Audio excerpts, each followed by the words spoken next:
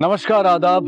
Crime petrol dial 100 में आप सबका स्वागत है। इंसान का अतीत गुजरे हुए दिन के अखबार की तरह से होता है, जिसकी रिसाइकलिंग से पहले हम अक्सर कुछ कटिंग्स खूबसूरत पलों की तरह संभाल कर रख लेते हैं। गुजरे हुए कल को अगर आज में जिंदा रखकर हमें पॉजिटिव एनर्जी मिलती है तो बेहतर है, लेकिन अगर गुजरा हुआ कल हमें आगे बढ़ने से रोकता है तो उसे भुला देने में ही भलाई है, क्योंकि आने वाला हर कल नई सुर्खियों से शुरू होता है। मुंबई के Thakkar college of arts and science के डीन सत्यभामा रंधावा को शिक्षा मंत्रालय ने शिक्षक दिवस पे टीचर्स ऑनर्ड अवार्ड देने की घोषणा की है। सत्यभामा रंधावा ने अपने योगदान से न सिर्फ अपने कॉलेज को एक ऊंचे मकाम पे पहुंचाया है, बल्कि अपनी काबिलियत के बल पे उन्होंने कई उपलब्धियां भी हासिल की है। ठक्कर कॉलेज के head of trustees Himanshu Thakkar ने अपना बयान सोशल नेटवर्किंग साइट पे पोस्ट करते हुए लिखा है कि उन्हें गर्व है कि Thakkar college of arts and science के डीन सत्यभामा रंधावा उनके शिक्षा संस्थान से जुड़ी हुई है।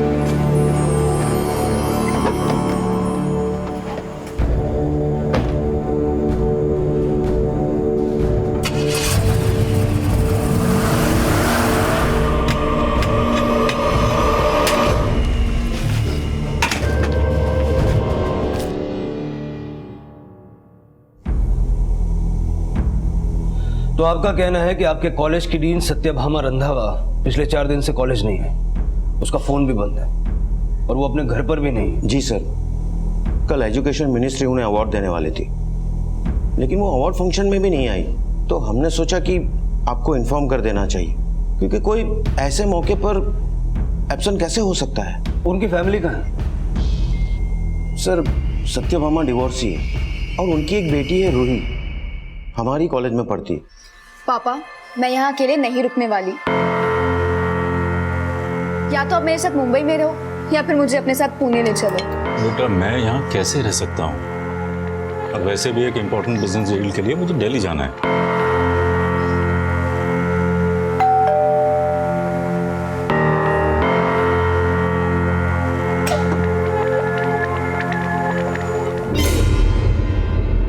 संदेश जी, सत्यभामा पिछले 4 दिन से कॉलेज नहीं गई, वो अपने घर पे भी नहीं, उसका फोन भी बंद है, लेकिन कॉलेज अथॉरिटीज से हमें पता चलता है, आपसे नहीं, कि वो लापता है। नहीं सर, वो लापता नहीं है, अपनी मर्जी से कहीं गई। कहाँ? ये नहीं पता, लेकिन उन्होंने जाने से पहले मुझे एक मेल किया था। कैसा मेल?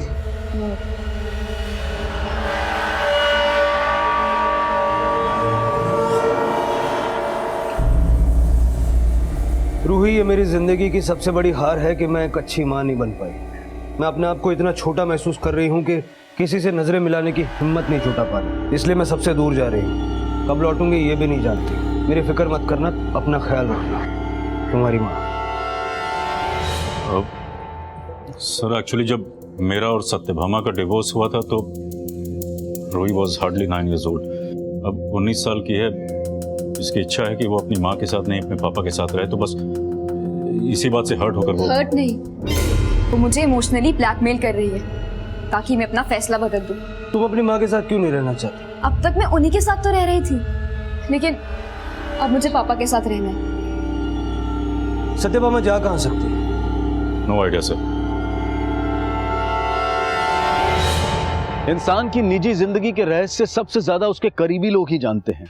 हमारे हर फैसले से हमारे अपने परिचित होते हैं, लेकिन क्या सत्यभामा के परिवार वाले भी उसकी जिंदगी के रहस्यों से परिचित थे, या फिर ये महज उनकी गलतफहमी थी? और या फिर सत्यभामा का पति संदेश और बेटी रूही पुलिस से कुछ छिपाने की कोशिश कर रहे थे? पुलिस इन सभी सवालों के जवाब ढूंढ ही रही थी कि तभी ठक्कर कॉलेज से जुड़े एक और घिनौने अपराध की घटना सामने आई। साक्षी, साक्षी, साक्षी, साक्षी, साक्षी, साक्षी, साक्षी।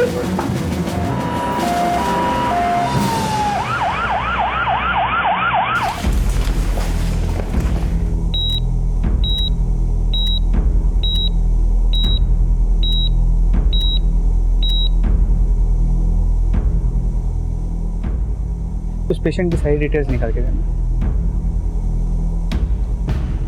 सर, आत्महत्या की कोशिश करने वाली लेडी का नाम साक्षी त्रिवेदी, वो ठक्कर कॉलेज में असिस्टेंट प्रोफेसर।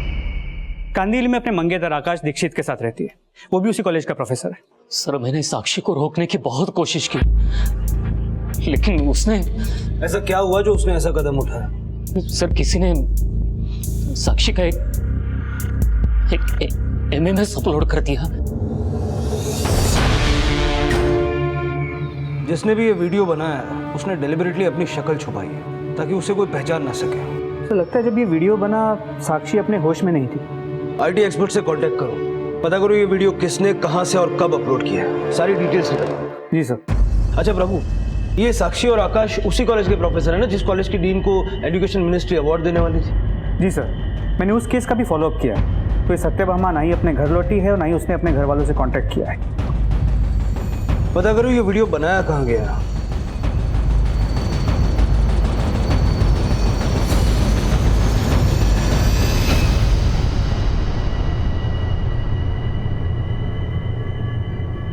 वो वीडियो यही तुम्हारे बेडरूम में बना है। कहीं ये वीडियो तुमने ही तो? नहीं सर, मैं साक्षी से शादी करने वाला हूँ। अपनी फियांसे के साथ मैं ऐसा क्यों करूंगा? अगर तुम कुछ नहीं जानते तो साक्षी तो जानती होगी, कुछ बताया उसने? सर साक्षी ने मुझे बात करने तक का मौका नहीं दिया। मतलब? सर कल रात हमारे कलीग ने इस वीडियो के बारे में बताया। जैसे ही मैंने और साक्षी ने ये वीडियो देखा तो साक्षी ने, आकाश, साक्षी साक्षी साक्षी साक्षी मेरी बात सुनो, साक्षी दरवाजा खोलो। सर पता चला है कि साक्षी के घर उसी के कॉलेज के 3 स्टूडेंट्स ट्यूशन पढ़ने आते थे। मूव।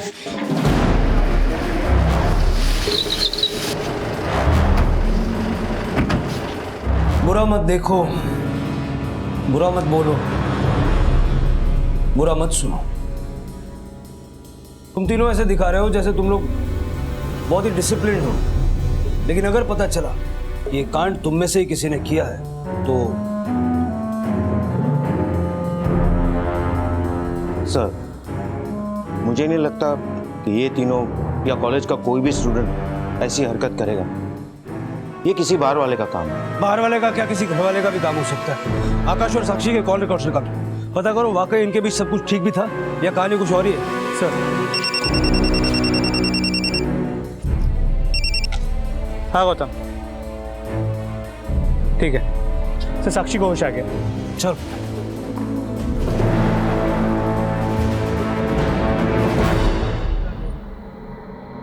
नहीं सर, आकाश ऐसा नहीं कर सकता, मुझसे बहुत प्यार करता है। तो फिर ऐसा कौन हो सकता है जो तुम्हारे ही घर में तुम्हारा वीडियो बना दे और तुम्हें पता ही ना चले? हमें पता चला है कि कुछ मेल स्टूडेंट्स तुम्हारे पास ट्यूशन पढ़ने आते हैं, कहीं ये काम उनमें से किसी का? सर मुझे कुछ नहीं पता, और आप प्लीज इस वीडियो के बारे में किसी से कोई बात मत करिए। इट्स अ रिक्वेस्ट सर, मेरी बहुत बदनामी हो रही है सर।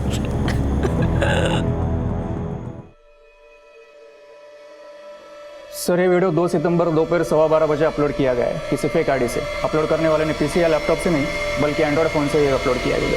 Android phone? जी, लेकिन अपलोड करने के लिए सिम कार्ड का नहीं वाईफाई कनेक्शन का यूज़ हुआ है। अपलोड कहाँ से हुआ है?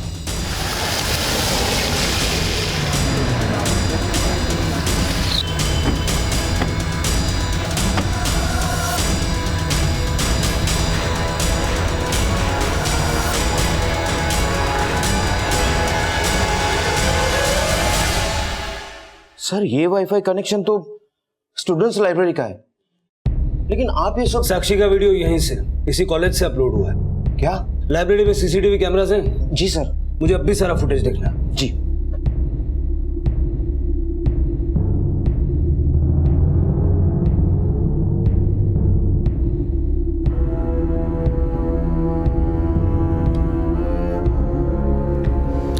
लाइब्रेरी कहाँ है? नीचे, फर्स्ट फ्लोर।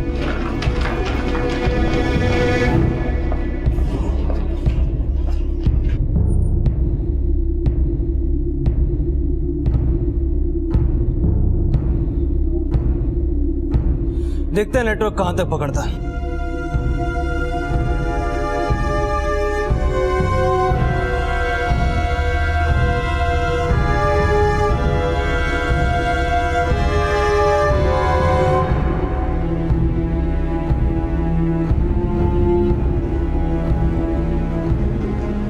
नेटवर्क तो फुल है, कैंपस में चल के देखते हैं कहाँ तक नेटवर्क मिलता है।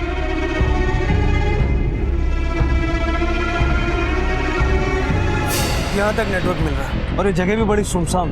किसी ने बड़ी चालाकी से यहीं खड़े रहकर वाईफाई नेटवर्क यूज किया ताकि वो सीसीटीवी में भी ना दिखे। सर मैं 2 सितंबर को एब्सेंट था सर आप कॉलेज में किसी से भी पूछ सकते हैं। यही तो तेरी चालाकी है। तू 2 सितंबर को कॉलेज में आया था लेकिन क्लास अटेंड नहीं की और अपने टीचर का वीडियो अपलोड किया। नहीं सर मैंने कोई वीडियो अपलोड नहीं किया। नहीं सर, मैं सच बोल रहा हूँ, आप मेरा विश्वास कीजिए। मैंने वो वीडियो नहीं बनाया और ना ही उसे अपलोड किया। ऐसे साइट्स पे तो मैं लॉगिन भी नहीं करता। इनफैक्ट मुझे तो ये भी नहीं पता कि वीडियो अपलोड करते कैसे। अच्छा सर सच बोल रहा हूँ सर। सर जिस IMEI नंबर के फ़ोन से वीडियो अपलोड किया गया था वो साक्षी के घर पढ़ने आने वाले तीनों स्टूडेंट्स और आकाश के फ्रेंड अंकित किसी के फ़ोन से मैच नहीं करता। पता लगा ये IMEI कोड वाला फोन कौन से मोबाइल स्टोर से खरीदा गया। अब तक पुलिस के सामने 2 अलग अलग घटनाएं आई थी। पहली, सत्यभामा का अचानक लापता हो जाना और ऐसा लगना कि जैसे वो खुद अपना घर छोड़कर गई हो, और दूसरी साक्षी के आपत्तिजनक MMS का वायरल होना। वैसे तो इन दोनों केसेस के बीच में कोई लिंक नहीं था सिवाय कॉलेज के, लेकिन जैसे ही पुलिस ने इस वायरल वीडियो की छानबीन को आगे बढ़ाया तो इस केस के तार सत्यभामा से भी जुड़ने लगे।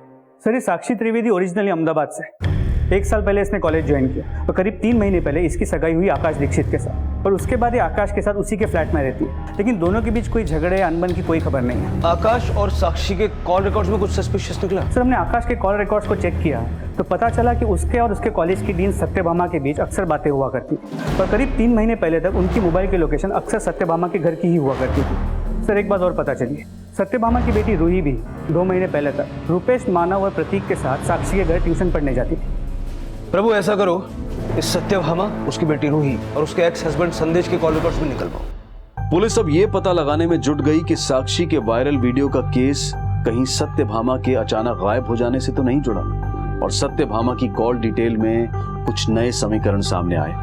सर सत्यभामा की फोन लोकेशन के मुताबिक 2 सितंबर को सुबह 9 बजे से शाम 5 बजे तक वो कॉलेज में थी। फिर शाम को 6 बजे से 10 बजे तक वो घर में थी। 10 बजे वो अपने घर से निकली और 10:30 बजे घोड़बंदर रोड पहुंची। घोड़बंदर रोड? जी सर। और उसके 1 घंटे 20 मिनट बाद 11:50 से सुबह 6 बजे तक उसकी मोबाइल की लोकेशन वडोदरा की तरफ मूव कर रही थी। 6 बजे वडोदरा पहुंची और उसका मोबाइल स्विच ऑफ हो गया, जो अब तक बंद है। 1 घंटा 20 मिनट घोड़बंदर रोड में, वहां किससे मिलने गई हो? सर 2 सितंबर को संदेश की फोन की लोकेशन घोड़बंदर रोड की ही थी और रात 10:30 बजे तक रूही का फोन भी उसी एरिया में एक्टिव था, जिसके बाद उसका फोन स्विच ऑफ हो गया। और अगले दिन रात 8 बजे जब उसका फोन स्विच ऑन हुआ, वो अपने पिता संदेश के साथ पुणे में थी। सत्यभामा ने रूही को मेल किया था 2 सितंबर रात 11:45 को, यानी कि वडोदरा जाने से ठीक 5 मिनट पहले। सर उसी रात सत्यभामा ने रात 10 और 10:30 के बीच रूही को 3 वॉइस मैसेज भी भेजे थे। मैं उनका फ़ोन रिसीव करती तो वो मुझे घर बुला लेती, इसलिए मैंने फ़ोन ऑफ कर दिया। आप तब रूही के साथ थे? जी, वो एक्चुअली मैं 1 सितंबर को पूना से मुंबई आ गया था। मैं पूना में ही रहता। रुके कहाँ थे? Hotel blue star, Ghodbunder road, Thane. Satyabhama के फोन की लास्ट लोकेशन उस रात की घोड़बंदर रोड की है। लेकिन सर सत्यभामा हमारे साथ नहीं थी, और वैसे भी मैं और रूही उसी रात पूना वापस चले गए। माना कि रूही सत्यभामा से बात नहीं करना चाहती, लेकिन आप तो उससे बात करके उसको अश्योर कर सकते थे ना। फैक्ट ये है कि मैं सत्यभामा से बहुत कम बात करता हूँ, और जब वो गुस्से में होती है तब तो बिल्कुल भी नहीं। आपको कैसे पता वो गुस्से में थी? क्योंकि मैं हमेशा के लिए पापा के साथ पुणे जा रही थी, लेकिन वो ज़बरदस्ती मुझे रोकना चाहती थी। तुम कहीं नहीं जाओगी और तुम वही करोगी जो मैं तुम्हें कहूंगी। मैं आपके साथ नहीं, पापा के साथ रहूंगी, समझी आप? रूही, रूही रुको, रूही प्लीज बेटा, रूही। साहब मुझे नहीं पता कि मैडम और रूही में झगड़ा क्यों हुआ, लेकिन हाँ उस रात पहले रूही गई, फिर थोड़ी देर बाद मैडम भी चली गई। उस दिन बहुत गुस्से में लग रही थी साहब। वो हमेशा मुझ पे गुस्सा करती, ये मत करो, यहाँ मत जाओ, उससे मत मिलो। लेकिन अब मैं एक अडल्ट हूँ, मुझे अपने फैसले लेने का पूरा हक है। और जब मैंने पापा के साथ रहने का फैसला लिया तो बस एक मेल करके वो ये साबित करना चाहती है कि वो गिल्ट में है। तुम्हारी माँ पिछले 2 हफ्तों से लापता है, तुम्हें उनकी जरा भी फिक्र नहीं। फिर मैं भी तो अपने लेवल पर उसको ढूंढने की कोशिश कर रहा हूँ। वडोदरा में पता किया? वडोदरा? 3 सितंबर को सत्यभामा का फोन वडोदरा में बंद हुआ। वहां कोई दोस्त या रिश्तेदार है उसका? नहीं। लगता है तुम अपनी माँ के बारे में अपने पापा से ज्यादा जानती हो। हाँ, पापा और उनका रिश्ता तो सिर्फ 10 साल का था, लेकिन मैं 19 साल से उनको झेल रही हो। बोल दो, क्योंकि मुझे वैसे भी महसूस नहीं हो रहा कि तुम अपनी माँ से प्यार करती हो। प्यार तो वो भी नहीं करती थी मुझसे। जब मैं 9 साल की थी तो उन्होंने मुझे मेरे पापा से अलग कर दिया। रूही, तुम प्रोफेसर साक्षी के पास ट्यूशन पढ़ने जाती थी? हाँ। फिर छोड़ क्यों दी? ट्यूशन क्या, मैंने तो कॉलेज भी छोड़ दिया। मुझे इस शहर में रहना ही नहीं है। प्रोफेसर आकाश का तुम्हारे घर आना जाना था?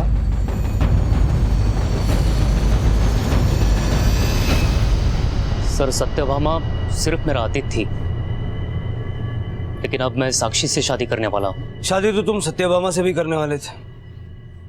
एक वक्त था जब हम एक दूसरे से प्यार करते थे। मैं उससे शादी भी करना चाहता था। तो की क्यों नहीं? क्योंकि वो शादी नहीं करना चाहती थी।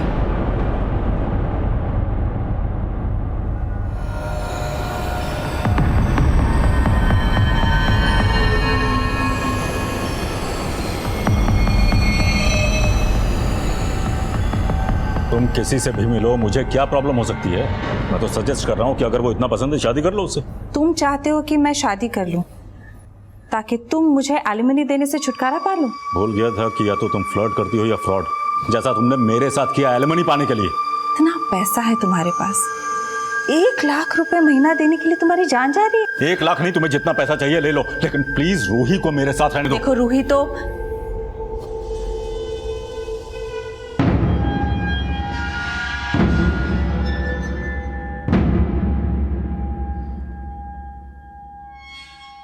आकाश, प्लीज गलत मत समझो। कब शादी कर रही हो? तुम अभी भी मेरे प्यार पे शक कर रहे हो। मैं अब भी तुम्हें मौका दे रहा हूँ। बीवी बनाना चाहते हो ना तुम मुझे? ठीक है, बस थोड़ा वक्त दे दो। मैंने उसे बहुत वक्त दिया सर, लेकिन एक दिन उसने खुद मुझे उस रिश्ते से आज़ाद कर दिया। मुझे नहीं लगता कि रूही हमारे इस रिश्ते को समझ पाएगी। क्यों नहीं समझ पाएगी? मैं रूही से बात करता हूँ। नहीं आकाश, तुम रूही से इस बारे में कोई बात नहीं करोगे। मतलब तुम मुझसे शादी नहीं करोगी? तुम क्यों नहीं समझ रहे हो इस बात को? अगर हम दोनों ने शादी कर ली तो मैं रूही को खो दूंगी। सर, मुझे लगा कि मैं उस रिश्ते में फंसता जा रहा हूँ, और एक दिन साक्षी मेरी जिंदगी में आई। लेकिन सत्यभामा से तुम्हारा मिलना जुलना तो अभी तक बरकरार था। सर, हम लोग दोस्त थे और हमेशा रहेंगे। सर, जिस IMEI नंबर के एंड्रॉयड फ़ोन से साक्षी का वीडियो अपलोड हुआ था, वो एक स्टोर से 29 अगस्त को खरीदा गया था। उस स्टोर की 29 अगस्त की CCTV फुटेज।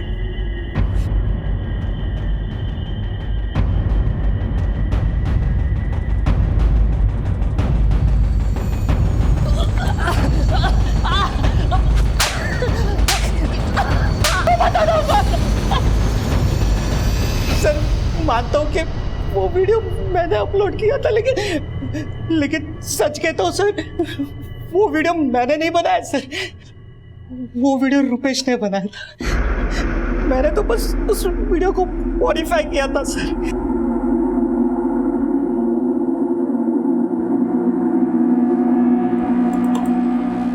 अरे यार जल्दी करना यार प्रतीक, कितना टाइम लगा रहा है तू? जल्दबाजी मत कर यार, थोड़ी सी भी मिस्टेक हो गई ना तो झट से पकड़ा जाएगा कि वीडियो में तू है। अपलोड किसके कहने तक किया? बस मस्ती में।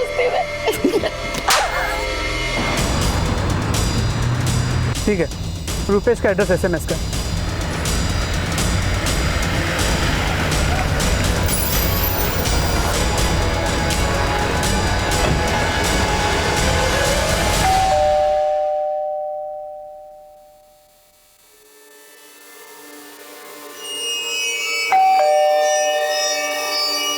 तोड़ दो।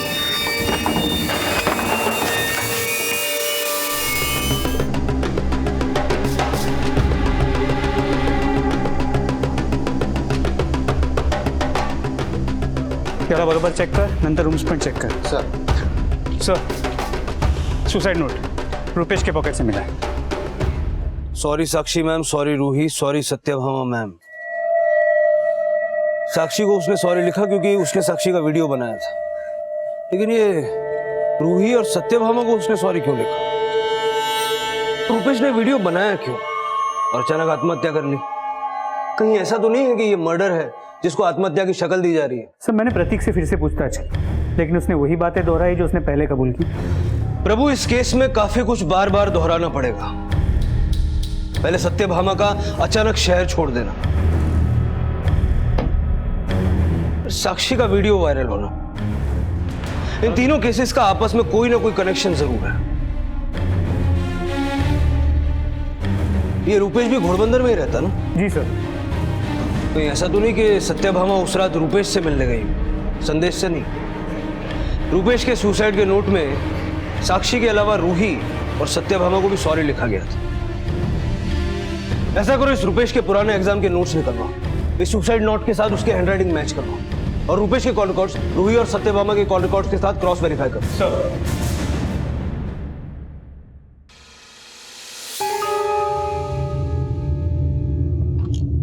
रूही, सत्यभामा का कोई मेल, मैसेज या कोई फोन आया? आपने सिर्फ ये पूछने के लिए मुझे बुलाया? नहीं, तुम्हारे बॉयफ्रेंड का सुसाइडल केस डिस्कस करना था. मेरा कोई बॉयफ्रेंड नहीं. लेकिन तुम्हारे फ्रेंड्स का कहना है कि तुम्हारा और रुपेश का अफेयर था. तुम्हारे call records, messages, social networking sites पर अपडेट्स, फोटोज, इससे तो हाँ, रुपेश मेरा बॉयफ्रेंड था, लेकिन ब्रेकअप हो गया. क्यों हुआ ये बताओगी? मम्मी की वजह से. गिफ्ट्स तो बहुत अच्छे हैं, लेकिन किस खुशी में? एक्चुअली मैं रहने दो. जो तुम बोलना चाहते हो ना, पहले मैं ही बोल देती हूँ. I love you.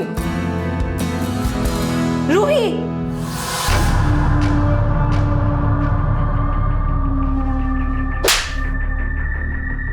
मम्मी ने रुपेश को मारा ही नहीं, उसे रस्टिकेट करने की धमकी दी. अगर मैं रुपेश से ब्रेकअप नहीं करती तो वो उसका करियर बर्बाद कर देती. रूही, तुम जानती हो तुम्हारी साक्षी मैम के साथ वीडियो में जो लड़का था रुपेश ही था. वीडियो भी उसी ने रिकॉर्ड किया. नहीं सर, रुपेश ऐसा नहीं कर सकता. आपको जरूर कोई गलतफहमी हुई है. रूही, तुम सचमुच कुछ नहीं जानती या ना जानने का दिखावा कर रही हो? मैं कोई दिखावा नहीं कर रही. 2 महीने पहले तुमने ट्यूशन छोड़ा, रुपेश से मिलना भी उससे पहले बंद किया होगा, लेकिन उसके बाद भी सत्यभामा अक्सर रुपेश को फोन करती थी. कहीं ऐसा तो नहीं कि? मुझे नहीं पता वो रुपेश को क्यों फोन करती थी. जब वो आए तब उनसे पूछ लेना.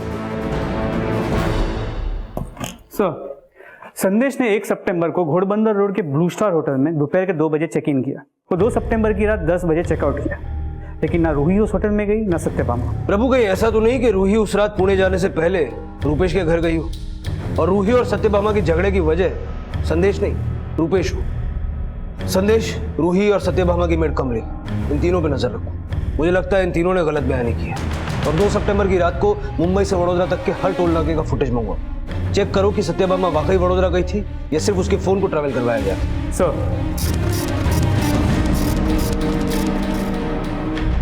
पुलिस अब ये पता लगाने में जुट गई कि आखिरकार सत्यभामा कहाँ थी. पुलिस हर एंगल से इस केस को इन्वेस्टिगेट कर रही थी और जल्द ही सत्यभामा से जुड़ा एक क्लू उनके हाथ लगा.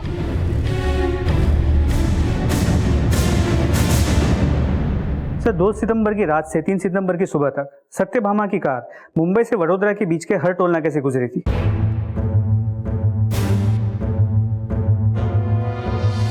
गाड़ी तो सत्यभामा की है, लेकिन चेहरा ठीक से दिखाई नहीं दे रहा. इस गाड़ी ने वडोदरा के आगे कोई टोल नाका क्रॉस किया? नहीं सर. सर, पता चला कि सत्यभामा की मेड कमली ने 3 दिन पहले श्रीहरि ज्वेलर्स से 2.5 लाख की ज्वेलरी खरीदी थी. सर, मैं सच बोल रही हूँ. वो पैसा मैंने पाई पाई करके जोड़ा है. मैं चोर नहीं हूँ साहब, मैंने कोई चोरी नहीं की. रूही ने तुम्हारे नाम की चोरी की शिकायत दर्ज की है. क्या? संदेश का भी यही मानना है. वो सारे लोग झूठे हैं साहब. उन लोगों ने तो मुझे खुद 3 लाख रुपए दिए हैं कि मैं आपसे कुछ भी सच ना बताऊं. कौन सी सच्चाई?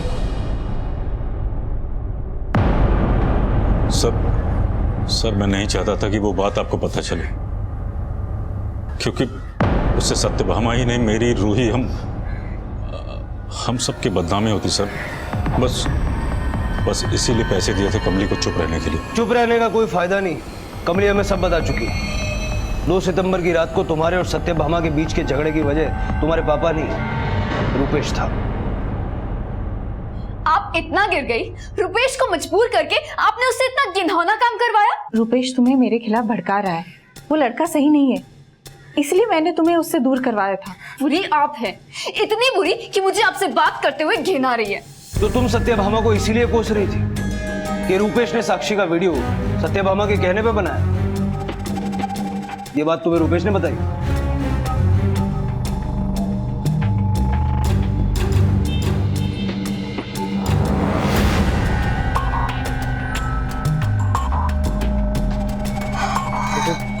देखो प्लीज मुझे तुम गलत मत समझना, तुम्हारी मॉम नहीं कहा था मुझे ये सब कुछ करने के लिए। मैंने जानबूझकर नहीं किया रूही। फिर रुपेश ने मुझे बताया मम्मी ने उसे ये वीडियो बनाने के लिए कैसे चीट किया।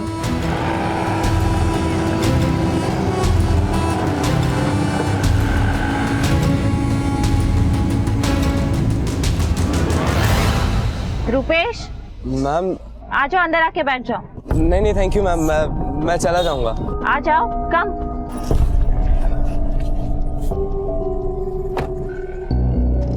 तो तुम रूही से सच्ची में प्यार करते हो या ऐसे ही फ्लर्ट कर रहे थे? नहीं मैम, मैं रूही से सच में। साबित कैसे करोगे?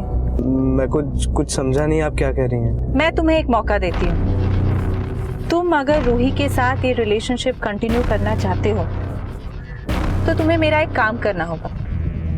काम करना होगा? रुपेश मम्मी की बातों में आ गया था। प्रतीक और मानव टाइम से पहले चले जाते हैं और तुम्हें 1 घंटा भी कम पड़ता है। लगता है फीस बढ़ानी पड़ेगी तुम्हारी। कॉफी पियो।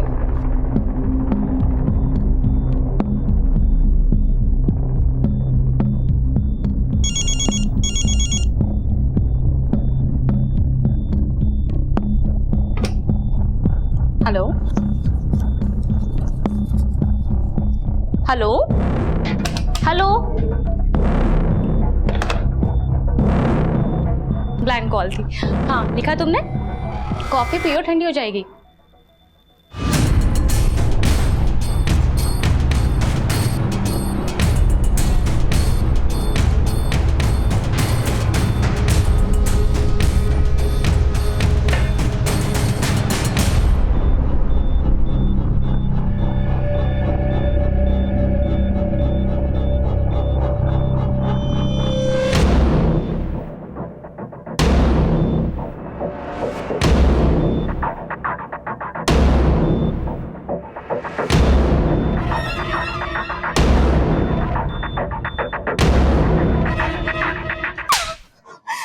मम्मी ने कहा और तुमने मान लिया, और तुम्हें लगता है ये सब करने के लिए मैं तुम्हें प्रेज करूंगी?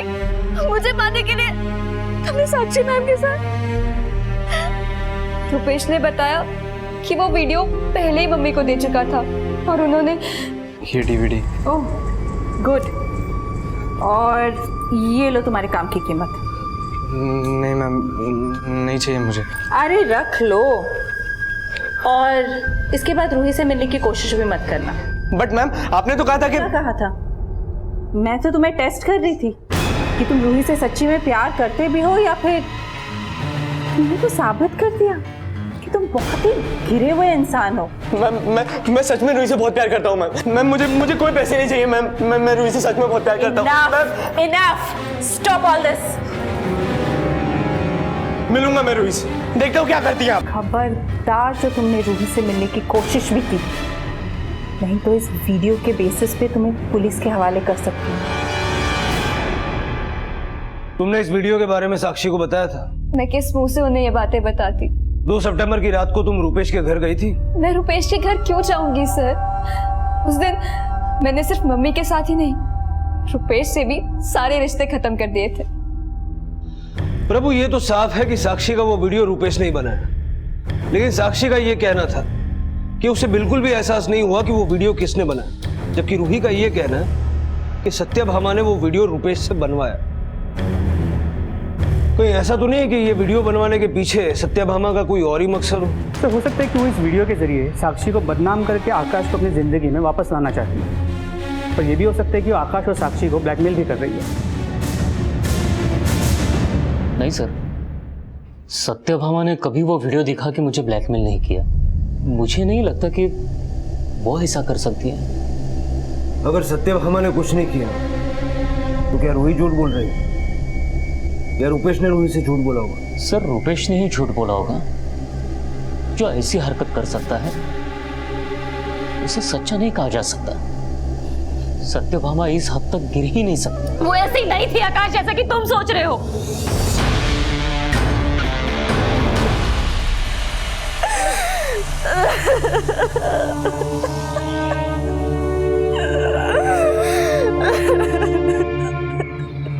ये वीडियो सत्यभामा ने मुझे दिखाया था।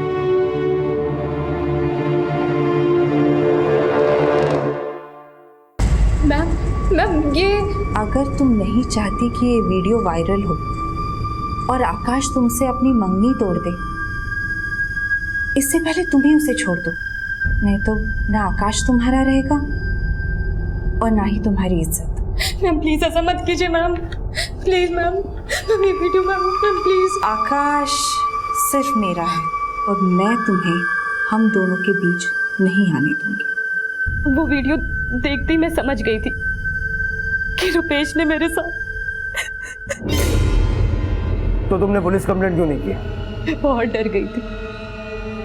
मैं ये बात आकाश को भी नहीं बता पा रही थी क्योंकि मुझे डर था कि आकाश मुझे गलत ना समझ बैठे।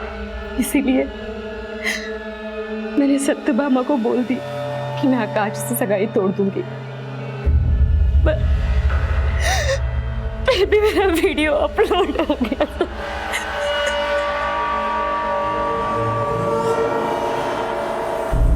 तो साक्षी के बयान से ये तो साफ है कि सत्यभामा इस वीडियो के जरिए आकाश को अपनी ज़िंदगी में वापस लाना चाहती थी। लेकिन प्रतीक ने इस वीडियो को 2 सितंबर को ही अपलोड कर दिया। जब सत्यभामा को पता चला तो वो घबरा गई कि कहीं वो फंस ना जाए, इसीलिए शायद शहर छोड़ के भाग गई। लेकिन 2 सितंबर की रात को वो घोड़बंदर रोड पर करीब 1.5 घंटा रुकी थी। क्यों और किसके साथ? तो मुझे तो लगता है वो तब रुपेश के ही घर गई होगी अपना गुस्सा निकालने कि उसने रूही को सारी सच्चाई क्यों बताई। क्या उसे ये भी लग सकता है कि रुपेश ने ये वीडियो अपलोड किया हो उससे बदला लेने के लिए? हाँ प्रभु, लेकिन गुस्सा निकालने के लिए 1.5 घंटा? हाँ गौतम बोलो। ओके सर, सत्यभामा की कार वडोदरा के एक पार्किंग लॉट में मिली है।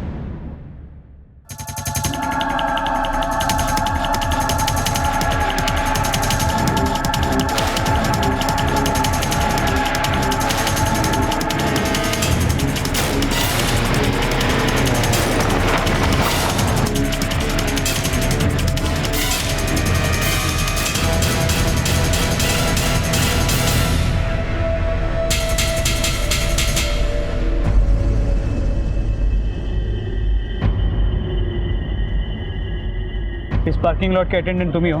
जी सर। ये गाड़ियों की रिकॉर्ड्स कैसे मेंटेन करते हो? सर हम सब ये रजिस्टर में लिख लेते गाड़ी कब आती है कब जाती है। ये गाड़ी का रिकॉर्ड बताओ। सर ये गाड़ी 3 सितंबर सुबह 6 बजे आई थी और सर इसे कोई लेने भी नहीं आया अब तक। किसी औरत ने पार्क की थी ये गाड़ी? सर ठीक से याद नहीं, लेकिन कोई औरत ही थी। सर रुपेश की पोस्टमार्टम रिपोर्ट, मौत गला घुटने की वजह से हुई है। बॉडी पे कहीं भी खरोच या मारपीट के कोई निशान नहीं थे। प्रभु अगर ये सुसाइड है तो रुपेश के सुसाइड नोट में साक्षी और रूही को सॉरी बोलना तो समझ में आता है, लेकिन उसने सत्यभामा को सॉरी क्यों लिखा? रूही के बयान के मुताबिक सत्यभामा ने हमेशा रुपेश के साथ गलत किया, फिर उसने सत्यभामा को सॉरी क्यों लिखा? नहीं ऐसा तो नहीं कि उसी ने सत्यभामा के साथ? तुरंत फॉरेंसिक टीम को रुपेश के घर पे बुलाओ। सर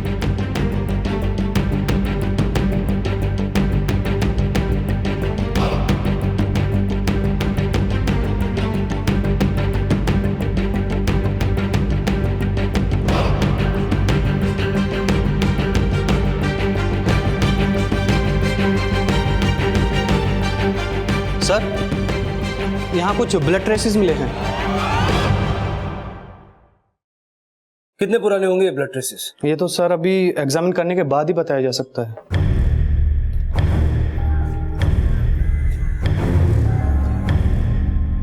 सर जो ब्लड ट्रेसेस रुपेश के घर से मिले थे वो रुपेश के ब्लड से मैच नहीं करते।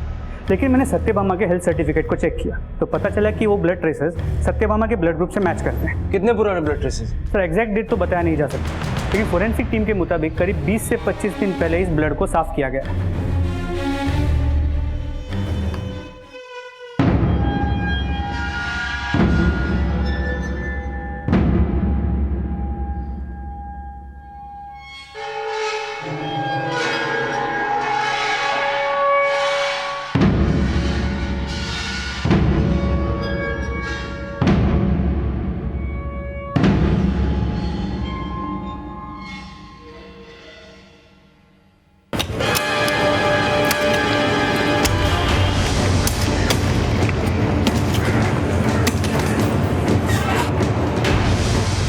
रुक जाओ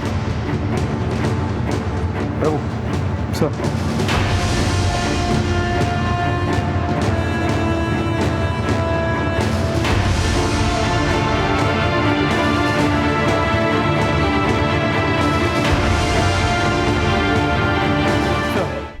डीएनए टेस्ट से ये साफ हो गया है कि बॉडी सत्यभामा की ही थी, पर पोस्टमार्टम रिपोर्ट के मुताबिक हत्या का समय 2 सितंबर की रात करीब 11:15 बजे का था। अगर रात 11:15 बजे सत्यभामा का मर्डर हो गया तो फिर ये कौन है जो रात 11:15 से सुबह 6 बजे तक मुंबई से वडोदरा सत्यभामा की गाड़ी और फोन लेकर पहुंची? नहीं, मैंने किसी का मर्डर नहीं किया। तुमने सिर्फ सत्यभामा का ही मर्डर नहीं किया, अपने पापा के साथ मिलकर रूपेश को भी फांसी लटका दिया, क्योंकि वीडियो अपलोड होने के बाद अगर रूपेश पकड़ा जाता तो तुम्हारे सत्यभामा के मर्डर की कहानी भी सामने आ जाती। सर आप बेकार में शक कर रहे हैं, हमने ऐसा कुछ नहीं किया। इस केस में पुलिस की थ्योरी बार बार बदल रही थी और क्राइम इतनी प्लानिंग के साथ किया गया था कि अपराधी के खिलाफ सबूत जुटाने में पुलिस को खासी दिक्कत का सामना करना पड़ रहा था। पर फिर एक ऐसा बारीक सुराग मिला जिसने इस केस को सही दिशा दे दी। 2 सितंबर की रात को तेरे फोन का लोकेशन तेरे घर का था, लेकिन 3 की सुबह 11 बजे वलसाड़ के एटीएम से तूने विड्रॉल कैसे किया? सर वो मेरा एटीएम कार्ड खो गया था, मैंने उसी दिन बैंक में कंप्लेंट भी रजिस्टर करवाई थी। आप चाहे तो चेक कर सकते हैं सर। सर वलसाड़ एटीएम की सीसीटीवी फुटेज चेक कर ली। वडोदरा से मुंबई लौटते हुए तेरे एटीएम कार्ड से तूने नहीं, साक्षी ने पैसे विड्रॉ किए थे।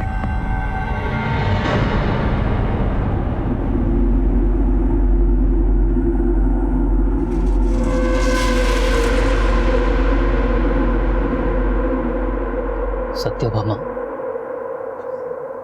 जोंक की तरह चिपड़ गई थी मुझसे। मैंने साक्षी के साथ सगाई की तो उससे बर्दाश्त नहीं हुआ और खिनौना बेतरा चल के मुझे ब्लैकमेल करना शुरू कर दिया। अरे ये तुम मुझे ब्लैकमेल कर रही हो? तुम अब मेरे हाथों की कठपुतली बन चुके हो।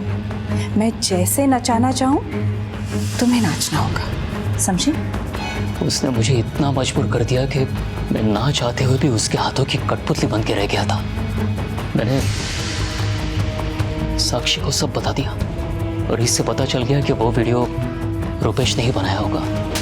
मैं जानता था सत्यभामा की कमजोर नब्ज उसकी बेटी रूही थी और रूही को उससे दूर करने के लिए मैंने रूपेश को उकसाया कि वो रूही को सच बता दे।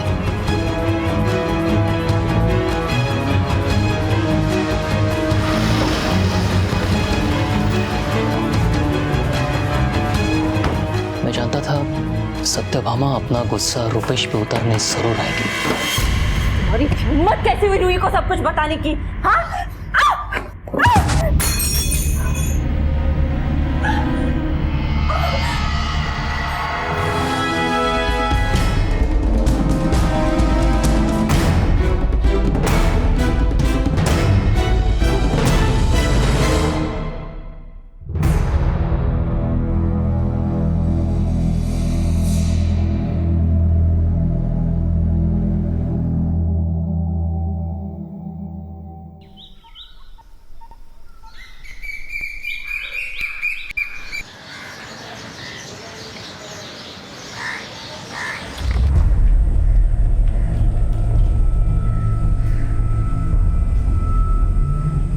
पोरी, तू काम नहीं करेगी तो गुजारा कैसे होगा?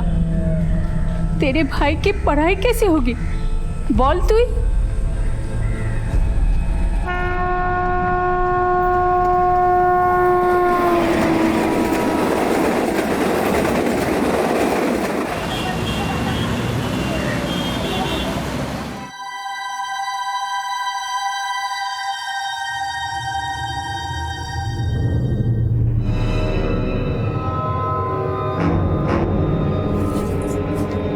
कर रही थी? नहीं। हाँ, चोरी कर रही थी? नहीं, मैं वो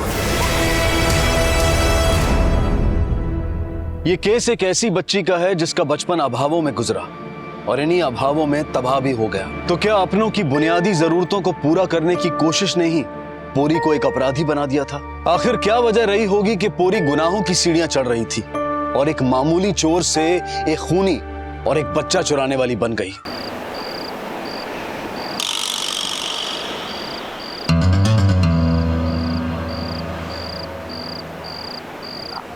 आंचल भवन 7 बंगला।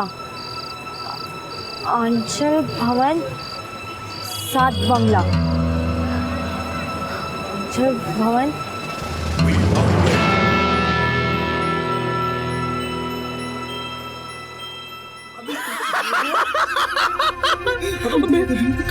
कहाँ से लाए यार तुम?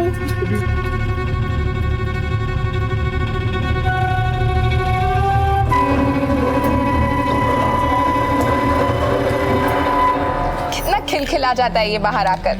वैसे धूप भी जरूरी है बच्चे के लिए, रोज लेके आया करो।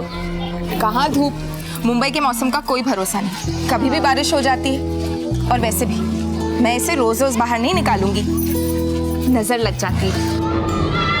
अरे सोनू, सोनू झगड़ा मत करो। अरे सोनू, अरे रुको।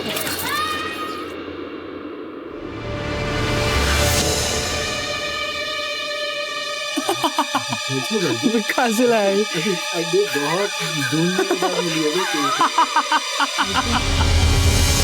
आर्या, आर्या, आर्या, आर्या, वॉचमैन आर्या को देखा। वो ट्रॉली में था क्या? मैडम जी, एक लड़की अभी अभी वो ट्रॉली लेके बाहर गई है। कौन लड़की? आर्या, आर्या, आर्या, आर्या, मेरा बच्चा, आर्या,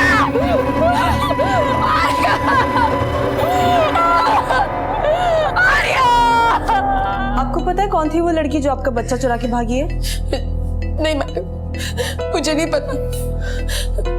अग्निहोत्री जी के ड्राइवर ने उसे देखा था।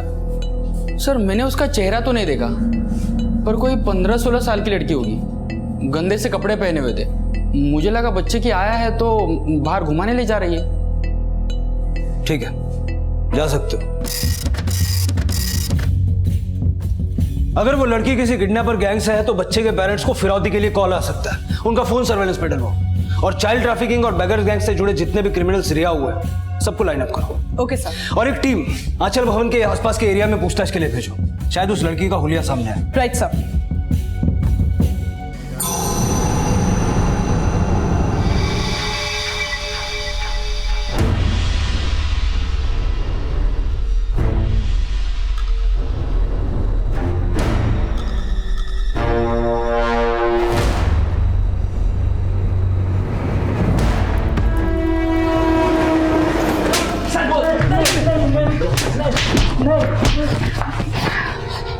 क्यों अपनी अस्थि पंजर तुड़वाना चाहते हो तुम लोग? बोलते क्यों नहीं हो? कौन शामिल है इस किडनैपिंग में? अरे शपथ मैडम, मुझे कुछ पता नहीं है औरत कौन है और उसने बच्चा क्यों चुराया, मुझे बिल्कुल पता नहीं है मैडम, मुझे छोड़ दो मैडम। सर, जो हिस्ट्री शीटर से सबको तोड़ा, लेकिन सर किसी को कुछ नहीं पता। तो फिर वो लड़की थी कौन और बच्चे को क्यों किडनैप करके गई? सर आंचल भवन के पास वाले एक पान वाले का कहना है कि 15-16 साल की लड़की ने आज ही उससे आंचल भवन का पता पूछा था। वो पान वाला लड़की का स्केच बनवा सकता है? सर उसे उसका चेहरा ठीक से याद तो नहीं है, लेकिन उसका कहना है कि अगर उस लड़की को दोबारा देखेगा तो जरूर पहचान लेगा। सर, पान वाले के हिसाब से ये लड़की 15-16 साल की थी और इसने भी मैले कपड़े पहने थे। सर, सेम डिस्क्रिप्शन उस ड्राइवर ने दिया था। मतलब दोनों लड़कियां एक ही हैं और वो आंचल भवन का पता पूछ रही थी। इसका मतलब वो जानती थी कि उसे बच्चा कहां से उठाना।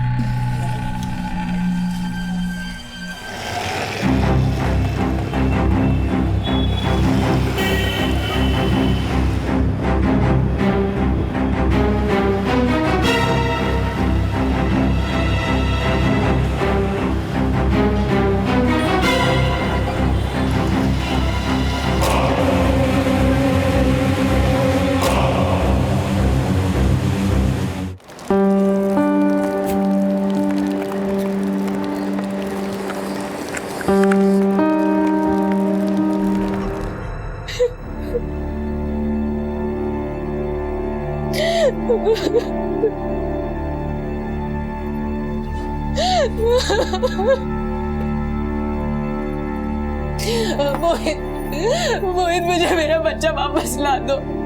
मैं उसके बिना मर जाऊंगी, मैं मर जाऊंगी, मैं जी नहीं पाऊंगी। मोहित प्लीज मुझे मेरा आर्या वापस ला दो, मैं मर जाऊंगी। अच्छी जगह ढूंढ लगे हैं फिर अपना।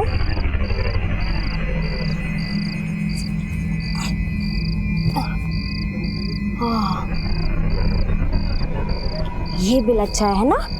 चल आजा। ए देखो, ये है हमारा नया बिल। अब हम दोनों को इधर ही टाइम पास करना है। दिशे भूल भूलिते ध्यान खेचे काज ना दिगो किसे। पूरी उम्र में छोटी थी लेकिन समझ में काफी परिपक्व। उसके हाव भाव से तो यही लग रहा था कि वो इस बच्चे को कोई नुकसान नहीं पहुंचाना चाहती थी, लेकिन उसने ये बच्चा क्यों और किस मकसद से किडनैप किया, इसका खुलासा होना अभी बाकी था। और इसी बीच पूरी के हाथों हुए एक और अपराध का खुलासा हुआ।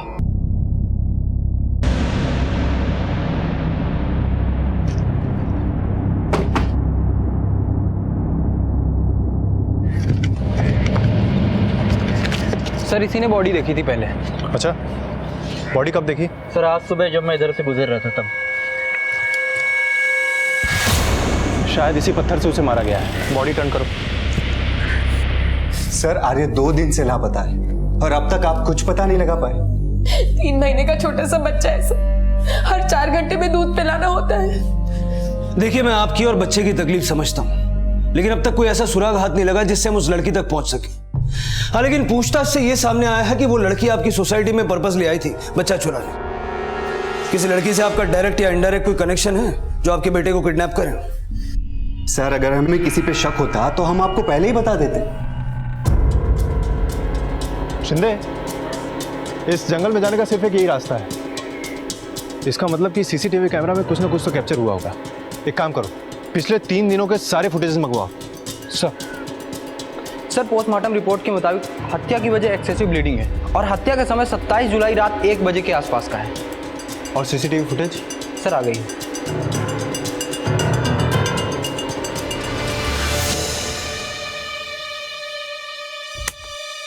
कि लड़की इतनी रात में?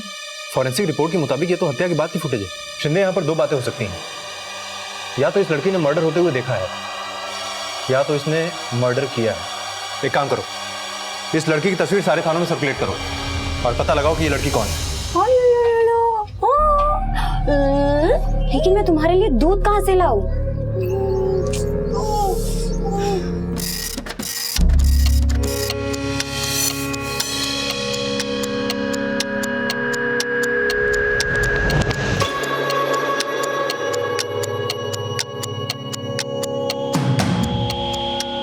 सर मैंने उसका चेहरा तो नहीं देखा, पर कोई 15-16 साल की लड़की होगी, गंदे से कपड़े पहने हुए थे। मुझे लगा बच्चे की आया है, बच्चे को घुमाने ले जा रही है।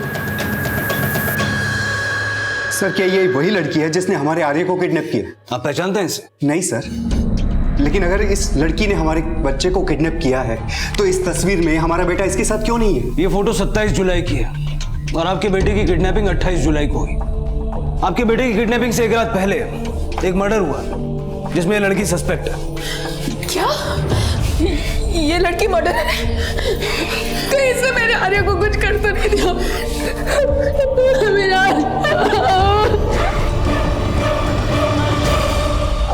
दादा,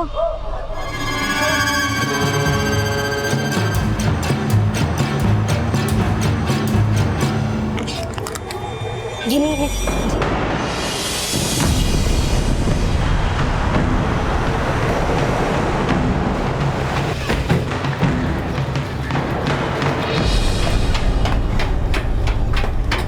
देखिए सालवे जी,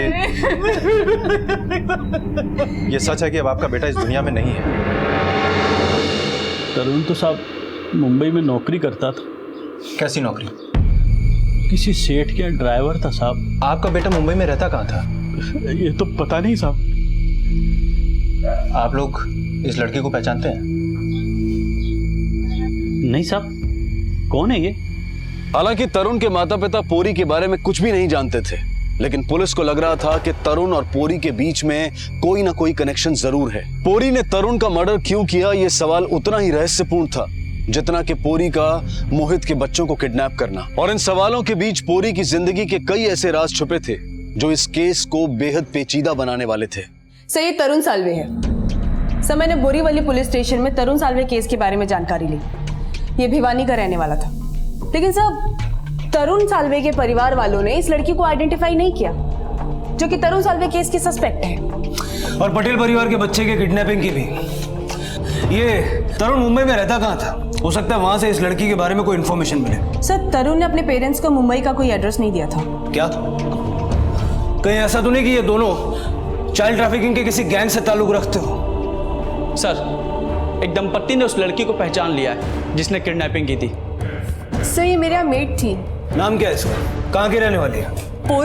पोरी नाम है इसका, बंगाल से आई है ये। सर 1.5 साल पहले चोरी करते हुए मेरी वाइफ ने रंगे हाथों पकड़ा है इसे। सर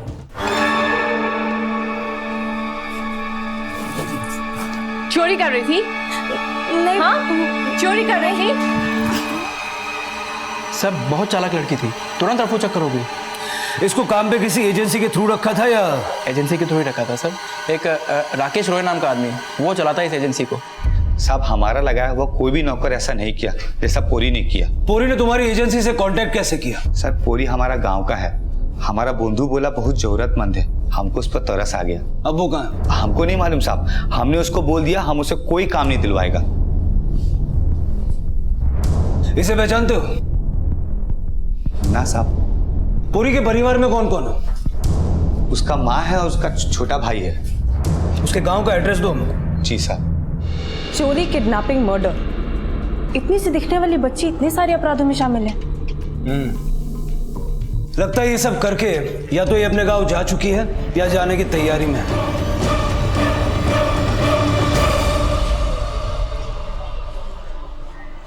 ₹30।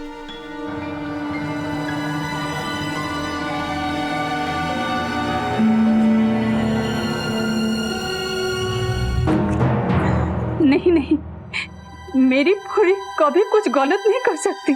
वो तो मेहनत की कमाई से हमारा पेट भरती है। अभी कहाँ मेहनत कर रही है वो? मुंबई में। मुंबई में कहाँ? मुझे नहीं पता। वो राकेश रॉय काम पे लगाया था उसको। उसने जहाँ उसे काम पे लगाया था वहाँ से पहले वो चोरी करके भागी है। अभी कहाँ है वो? मेरी बेटी चोर नहीं है। चोर नहीं है तो कहाँ है वो? वही मैं आपसे पूछ रही हूँ। कोई फोन, कोई पता, कुछ तो जानती होंगी आप उसके बारे में। हाँ, 1 महीना पहले पास के घर में फोन आया था उसका। क्या बोल रही थी? ज्यादा कुछ नहीं, बस हलचल की बात हुई और हाँ पूछा था पैसा मिल गया क्या, बस और कुछ नहीं। कितना पैसा भेजती थी वो? 5000 रुपये हर महीने मेरे खाते में आ जाता है। इसको जानती है? नहीं। कौन है ये? इसका मर्डर किया उसने और एक बच्चा भी चुराया।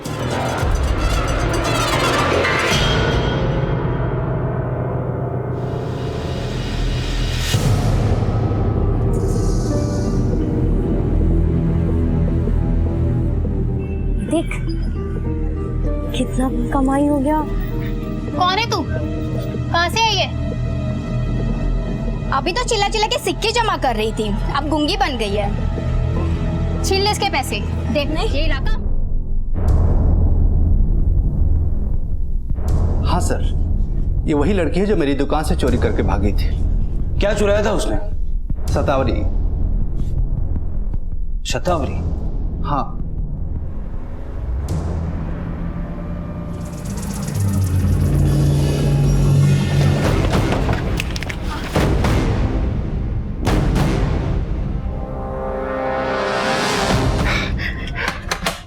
मालिनी,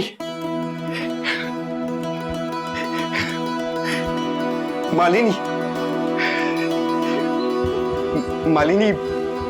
हमारा बेटा आर्य मिल गया।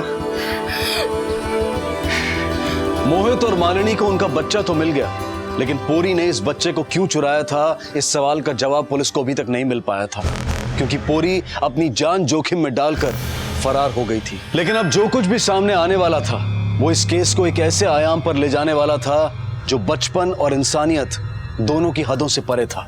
अगर बोरी भीख मांग रही थी तो क्या ये बच्चा उसमें सिर्फ भीख मांगने के लिए चुराया? और हर महीने अपनी माँ के अकाउंट में 5,000 रुपए वो कहां से कमा के जमा करती थी? अगर उसने तरुण का वाकई मर्डर किया है तो क्यों? और उसके बाद खुलेआम बिना किसी डर के वो भीख क्यों मांग रही थी? सर मुझे ये भी समझ में नहीं आ रहा है कि उसे सतावरी क्यों चुराया। सर सतावरी औरतें प्रेगनेंसी के बाद ब्रेस्ट मिल्क का वॉल्यूम बढ़ाने के लिए लेती हैं। साहब वो बच्चे को हाथ भी नहीं लगाने दे रही थी, कह रही थी कि वो उसका बच्चा है। उसका बच्चा? मैडम मैंने देखा वो बच्चे को अपनी छाती पे भी लगा रही थी। तुम्हारा मतलब वो बच्चे को दूध पिला रही थी? शायद, वरना वो नौटंकी भी कर सकती है, क्या पता। आर्य मेरा और मालिनी का बेटा है। इस फाइल में आर्य का बर्थ सर्टिफिकेट और मालिनी के डिलीवरी रिपोर्ट्स हैं। आप कुछ भी बोल रहे हैं। देखिए ज्यादा तैश में मत आइए। हम ये सवाल आपसे इसलिए पूछ रहे हैं क्योंकि पूरी को आर्य को दूध पिलाते हुए देखा गया था। तो मुझे क्या पता उसे कौन सा दौरा पड़ा जो ये हरकत कर रही थी।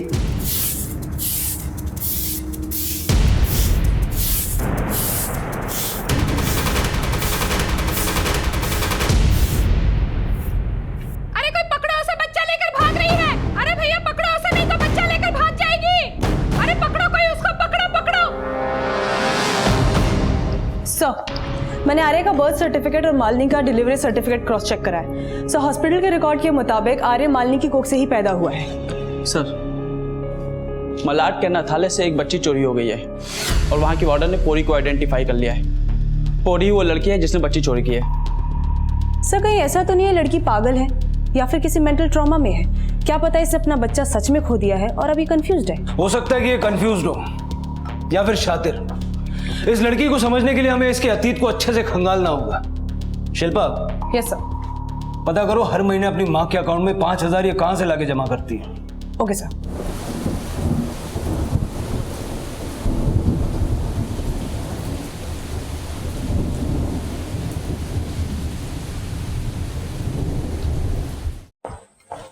सर पोरी की माँ के सहकारी बैंक के खाते में मलाड के एक ब्रांच से कैश जमा किया जाता है, लेकिन सर ये पोरी नहीं जमा करती। तो फिर कौन करता है? बताता हूँ साहब। पोरी का माँ का खाता में पैसा हम ही डालता था साहब। मतलब तू चाइल्ड ट्रैफिकिंग का धंधा करता है और पूरी तेरे लिए बच्चे किडनैप करके लाती है? ना साहब ये तो पैसे क्या खैरात में बांटता है? हमको कोई और पैसा देता था साहब। कौन? तरुण साल्वे। इसे पहचानते हो? ना साहब। तरुण साल्वे को तो तू जानता ही नहीं था ना? हम झूठ बोल रहा था। क्यों देता था वो पैसे? साहब चोरी के चलते जब पूरी का काम छूटा था तो तरुण साल्वे उसको काम दिलवाया था। यही दोनों मिलकर कुछ खिचड़ी पका रहा था साहब। तरुण साल्वे के मर्डर में तेरा क्या हाथ है? हमारा कोई हाथ नहीं है साहब। तू तरुण को जानता था, ये बात हमसे पहले क्यों छुपाई? तो तरुण साल्वे हमको 8,000 रुपये महीना देता था। हम पूरी का माँ का खाता में खाली 5,000 रुपये डालता था, इसलिए झूठ बोला। कहाँ से लाती थी पूरी 8,000 रुपये? हाँ हमको नहीं मालूम साहब, इसके अलावा हमको कुछ नहीं मालूम। भगवान कसम साहब। ये तरुण रहता कहाँ था?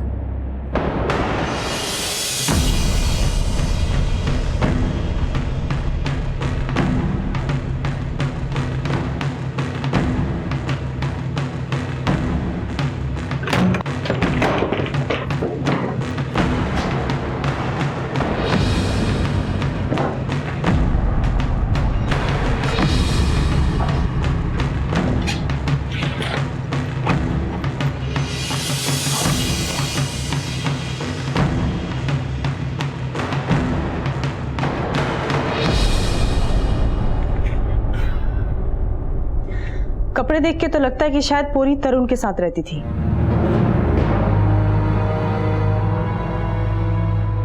सर मैंने तरुण का नंबर क्रॉस वेरीफाई कराया है। सर पिछले 3 महीने तक वो एक नंबर, इस नंबर पे सर लगातार टच में था, जिसपे वो पिछले 1 साल से बातचीत भी कर रहा है सर। फिर सर जब मैंने इस नंबर को क्रॉस वेरीफाई कराया तो पता चला कि ये नंबर मोहित पटेल के नाम पे रजिस्टर्ड है, जो पिछले 3 महीने से बंद है। मतलब मालिनी की प्रेगनेंसी के दौरान तरुण और मोहित दोनों के बीच लगातार बातचीत होती थी,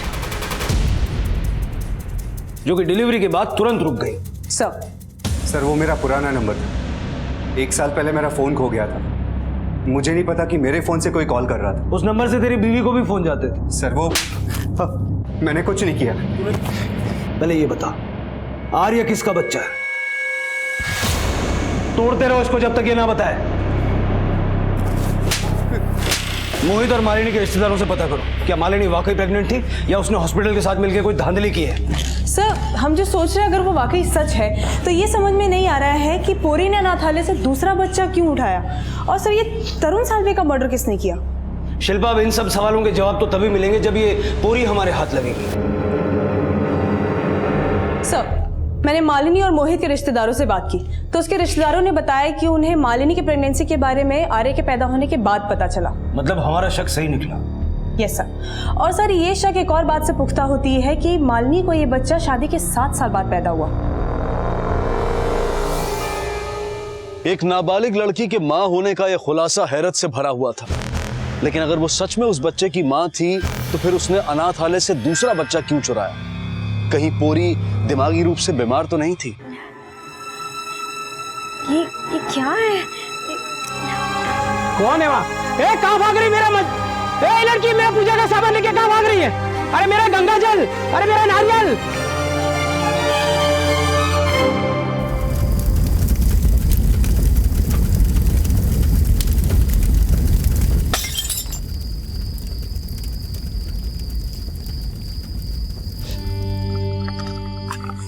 चलो इस बच्ची को। नहीं नहीं छोड़ो। नहीं, मैं नहीं दूंगी, मैं नहीं दूंगी। इस बच्ची को तुमने मारा?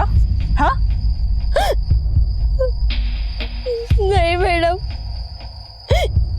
ये मेरी बच्ची है, मैं इसे क्यों मारूंगी? ये बच्ची तेरी है? हाँ, मेरे गांव में बोलते हैं कि अगर बच्चे का अंतिम संस्कार ना हो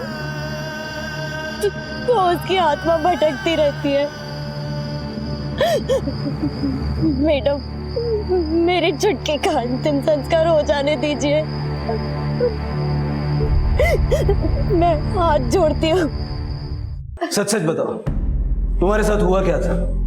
अगर वो बच्ची तुम्हारी है तो तुमने आंचल भवन से मोहित और मालिनी का बच्चा क्यों उठाया?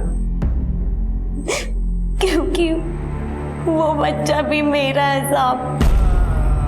मोहित और तरुण को कैसे जानते हो? तरुण साल्वे पहले मोहित सेठ का ड्राइवर था। जब राकेश ने मुझे काम देने से मना कर दिया तब तरुण ने मेरी मदद की, अपनी खोली में रखा और फिर एक दिन मुझे बोला, तेरे लिए मस्त काम ढूंढा है मैंने। कैसा काम? बढ़िया काम है, बस तेरे को माँ बनना है। माँ? हाँ माँ, सरोगेट मदर बनने के लिए बोल रहा हूँ मैं तेरे को। Surrogate mother? ये क्या होता है? तो वो मुझे बोला कि आजकल औरत लोग बिना कुछ किए माँ बन सकते हैं और अगर मैं ये काम करूँ तो वो मेरी माँ को पैसे भेजता रहेगा। फिर एक दिन मोहित सेठ आया, उसके बाद मोहित सेठ और कई बार घर आया। वो घर आता, तरुण को पैसे देता और ये सब तब तक चलता रहा जब तक मैं गर्भवती नहीं हुई। सर, मैंने पैसे दिए थे। रेप करने के पैसे दिए थे या नाबालिग लड़की को प्रेग्नेंट करने के? कभी भी मां नहीं बन सकती, इसीलिए तूने अपने पति के कुकर्म से एक नाबालिग की कोख खरीदनी चाहिए। मोहित सेठ ने मेरे साथ गलत किया, लड़के को अपना बना लिया और लड़की को अनाथालय छोड़ दिया। तरुण साल्वे को क्यों मारा?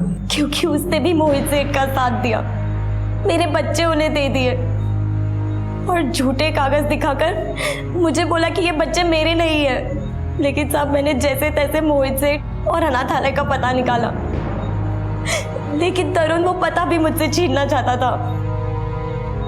उससे बचने के लिए मैं जंगल में भाग गई, लेकिन वो मेरे पीछे पीछे जंगल तक भी आ पहुंचा। मैंने मेरी चुटकी को तो खो दिया, लेकिन मेरा लाल तो मुझे मिल जाएगा ना। अपना और अपने परिवार का पेट भरने के लिए पोरी जो संघर्ष कर रही थी, उस संघर्ष में पोरी जैसे न जाने कितने बच्चे अपने परिवार से दूर दर बदर की ठोकरें खा रहे हैं।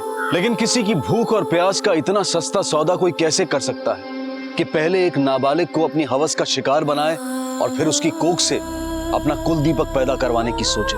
अब मैं अनूप सोनी आपसे विदा लेता हूं, फिर मुलाकात होगी अगले एपिसोड में एक और चौंका देने वाले केस के साथ। तब तक अपना और अपने परिवार का ख्याल रखें और देखते रहें क्राइम पेट्रोल डायल 100। सबक एक को सीख हम सबको। जय हिंद।